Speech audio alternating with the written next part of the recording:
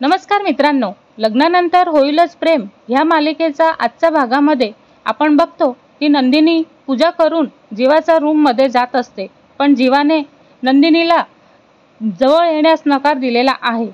आणि तो म्हणजे कसं तर आपण ह्या भागामध्ये बघणार आहोत. पण त्याआधी आपण आपल्या चॅनलला सबस्क्राईब केलं नसेल तर सबस्क्राईब करा आणि व्हिडिओ आवडल्यास लाईक द्यायला विसरू नका. तर मित्रांनो, आपण आजच्या भागामध्ये बघतो की नंदिनी पूजा करून जीवाच्या रूममध्ये जात असते, पण जीवाने नंदिनीला जवळ येण्यास नकार दिलेला आहे. तो म्हणतो की नंदिनी, तू माझ्यापासून लांबच राहा. तेव्हा नंदिनीला पण आश्चर्य वाटतं की हा असा का बोलत आहे. तर ती म्हणते की तुम्ही का असं बोलत आहात? जीवा, माझं काही चुकलं आहे का? तेव्हा जीवा म्हणतो की आईने तुला सांगितलेलं आहे ना की माझ्यापासून लांबच राहायचं. तेव्हा तुझा असं वाटत नाही का सगळ्या परिस्थितीला तूच जबाबदार आहे?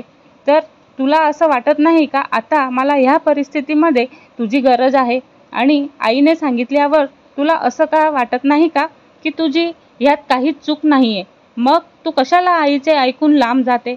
म्हणजे तू हे सिद्ध करत आहे का की तुझं आणि माझं ह्या परिस्थितीला जबाबदार आहे?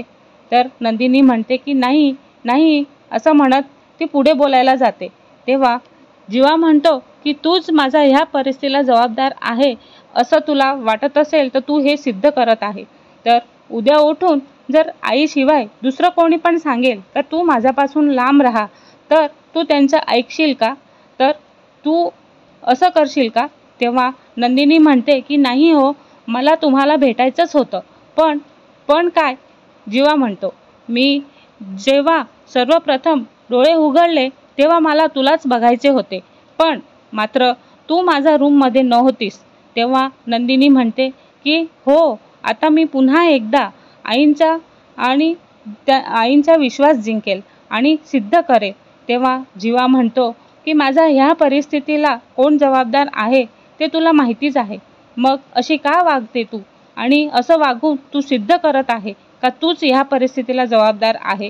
तू माझी बायको आहे ना, मग आणि तूच माझी सेवा करून काळजी घे आणि मला बरं करू शकतेस. आणि तेव्हा नंदिनी म्हणते की मानिनीला देवीसमोर वचन देते आणि म्हणते की जीवाला पूर्णपणे बरं करूनच मी तुमचं वचन पाळेल. आणि तर दुसरीकडे काव्या पण स्वतःला मारून घेत स्वतःची चुकी मान्य करते आणि जीवाला ह्या अवस्थेला फक्त आणि फक्त ती स्वतःच जबाबदार आहे ते सिद्ध होतं. आणि म्हणून इकडे पार्थला पण जीवाची काळजी घ्यावी लागते. तो पण तिचा मलम लावून तिची काळजी घेत असतो. तर पुढच्या भागामध्ये काय होईल